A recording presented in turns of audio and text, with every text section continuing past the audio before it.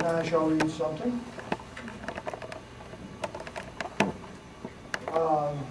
Back in the 70s, to tell you how old I am, the Moody Blues was one of my favorite groups. They sang very well, but in my own dyslexic way, I came up with the Bloody Muse. And I thought there was a poem there, and this is what I came up with. Bloody Muse. It's a beautiful thing, a Cheshire wink, and a small bungle of coy. Her love lacks a certain tea.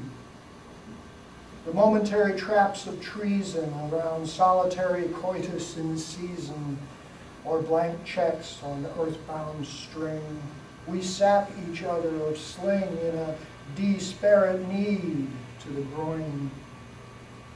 Backing up on a point of a sharp butt her wife, or reaching and be screeching for just a little waste. Bemoaned of a need to fright rather than stitch, the ink straws the blood away from masking sage. And then I'll have to edit the big itch by the page. Bloody Muse.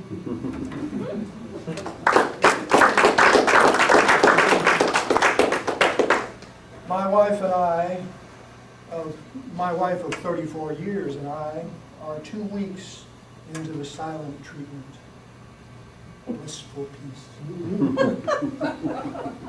But because of this, she's the theme of some of my poetry. This one's my sogginess.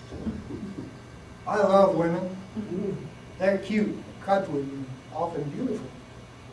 As a whole, the legal tender gender has youthful radiance, soft, bumpy curves, and loud, thoughtful mouths which carry men to vexed streams. Unavailable women can be anything they agree to. Loyal, for ideals, and self-adjusting toward being the best of us. And they need a man for one thing only, life. Married women suck, incorrectly. One must feel the same all the time about her, us, fur, thus, and so forth, and soon to now. It's about time, and always retardy, suddenly poorer men must forsake all of what magnetized the creative juices in the first place. It's not her fault. They were born and praised to strap someone else into their Mr. plans, deciding for others who gets whatever is readily unfailable, as if they should. And you best just chew it, because you're the dependent and she has half of what you had no plans to part out. Unless, of course, as lawyers were paid before rings became chains. I love women, just individually. She's going to tear my part out, I know. But she's my only lifer, and one's enough. My soggy nest.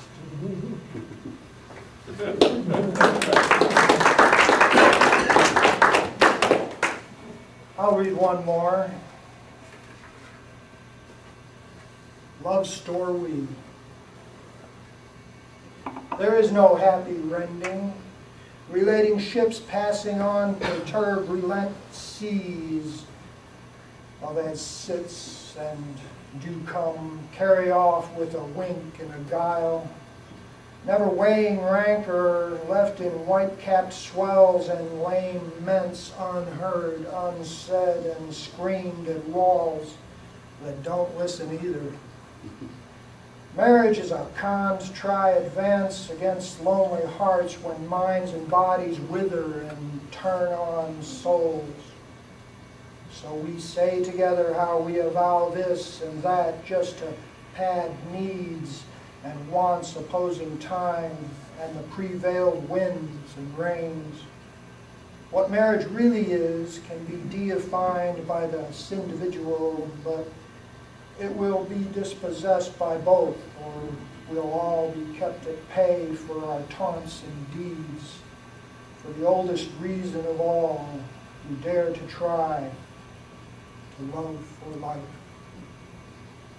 Love store we. Thank you, everybody.